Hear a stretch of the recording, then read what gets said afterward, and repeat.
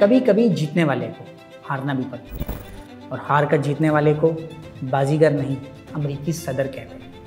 आप समझ रहे होंगे कि ये शायद कोई मजाक की बात है, मगर नहीं, अमेरिकी इंतखाबात की हकीकत यही है।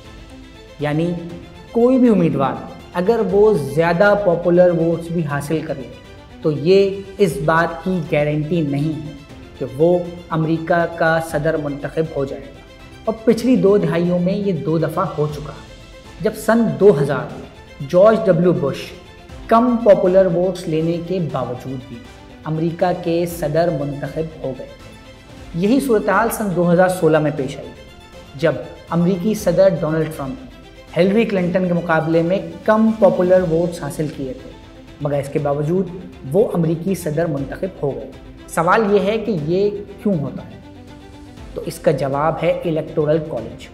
और इस वीडियो में हम आपको इलेक्टोरल कॉलेज की सीट्स कैसे हासिल की जाती हैं, उसका क्या तरीक़ाकार है, उस बारे में बताएंगे। अमेरिकी ऐवान नुमाइंदगान में तमाम रियासतों को उनकी आबादी के लिहाज से नुमाइंदगी मिलती है।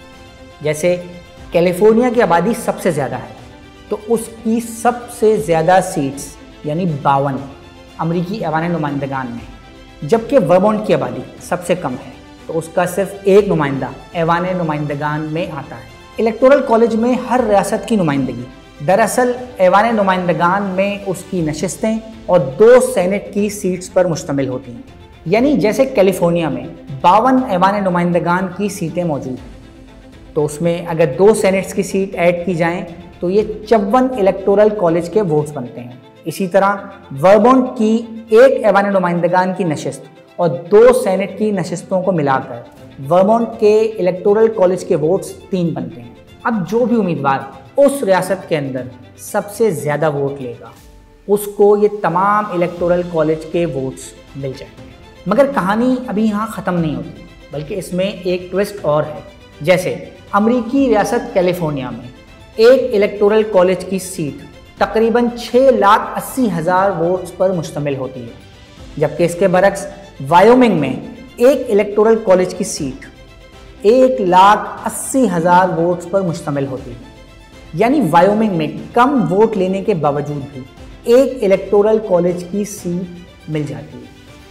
इलेक्टोरल कॉलेज के कुल मेंबरान की तादाद 538 है, और जो भी अमेरिकी सदारत का उम्मीदवार 270 नशिस्तें हासिल कर लेगा, वो अगले 4 साल के लिए अमेरिका का सदर मुंतखब हो जाएगा। मज़ीद न्यूज़ अपडेट्स और डिजिटल स्टोरीज के लिए सब्सक्राइब करें डॉन न्यूज़ पाकिस्तान।